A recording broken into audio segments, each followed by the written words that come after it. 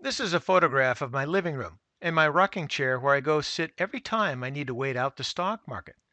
As you can see, I do a lot of sitting and waiting for the market to present me opportunities.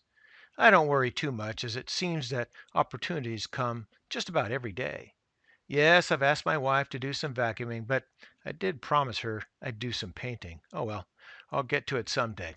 So, what happened in the market this week? Well, for one, we had some ugly retail sales and dismal industrial production, which capped a disappointing week for U.S. macro data. The data tumbled into the red for the first time in 3 months. And then the news from the St. Louis Fed, the New York Fed, and the Atlanta Fed. All three lowered their estimates for the fourth quarter change in GDP. But that didn't matter to the markets, as it was go, go, go, baby, go. Hopefully, you all know that I'm not a day trader, but with my recent liquidation of my Berkshire B shares, I'm just going to sit in my chair with my pet rabbit and wait for a better opportunity. With the VIX hitting another record short, the fifth week in a row, there's a bit too much complacency, and I want to miss any VIXplosion if that comes along with that one-sided trade. And it's too bad I just can't watch any TV with that shift show playing 24/7. Well, enough of that. Let's go take a look at the charts.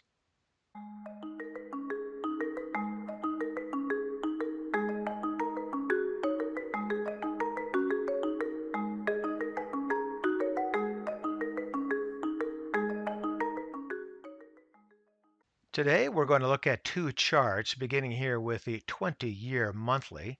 We're just going to look at the price chart and then the MACD, and then we'll move to the daily chart. But on the close, Friday for the spiders, the SPY was 311.79 at or near a record. As you can see here, the price chart has been moving along well above that 20 EMA. It's getting a little bit too high for my taste, and you'll see that in the daily. And that's kind of why I'm going to just sit back and watch things for a while. But otherwise, everything looks relatively fine. Moving on down here to the MAC, you can definitely see that the bottom was set. The fast line did cross through the red line, slow line, and continuing on up with some acceleration. Again, similar to that time frame there, 2015, 2016. And again, that from this point here up to that first peak, that was about a year. And then another, say, half to three-quarters of a year, we did that double top there. So the question, how long is this run going to last? Well, I'm just going to use the reference of this point in time here to that first peak of a year.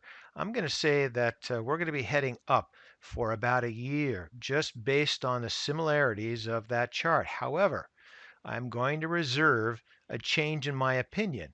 Of course, the market can change on a dime, so I don't want to get stuck. Let's now go to the daily chart.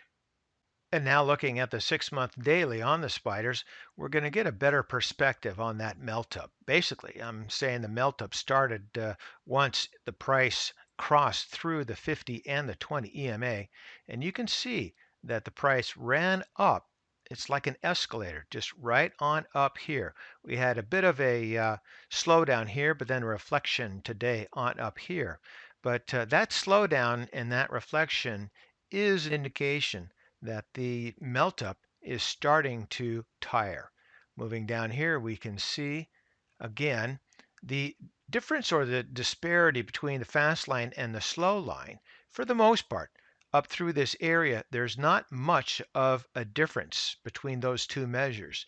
And that's what happens when you get a melt up. We can see that here too.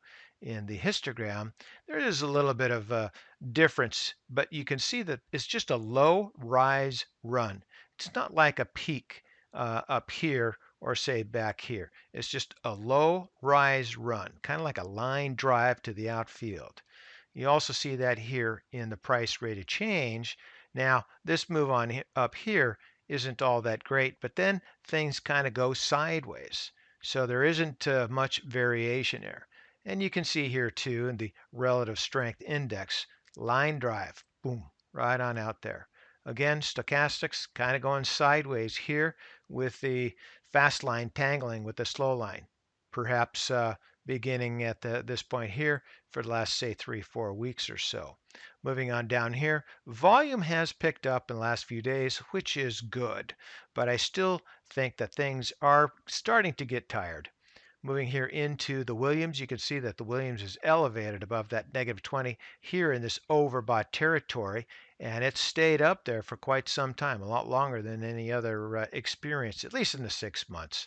And certainly these circumstances are not unique. They're unusual, but they're not unique. And we saw one in early 2018. Going back up here to the price chart, I think things are going to continue on a little bit longer. And let's back here to the Mac and see again this reflection here in the fast line coming down and reflecting back up. You can see that reflection, at least another reflection at this point here, perhaps a small one at that point. Sooner or later, it is going to come on down below the slow line, and then it's going to erode, and we're going to have a price decline.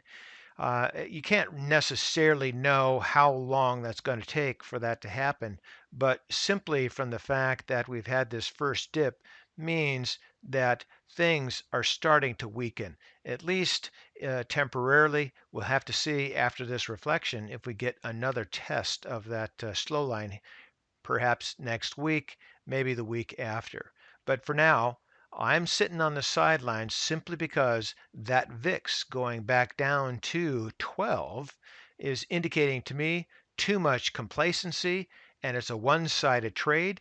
And if things go wrong, they can go bad fast with that VIX explosion, which we've seen a couple of times in the last few years. So I'm sitting on the sidelines. Please, you too, be patient and be prudent. And for today, that's ChewDog Charts. Thank you.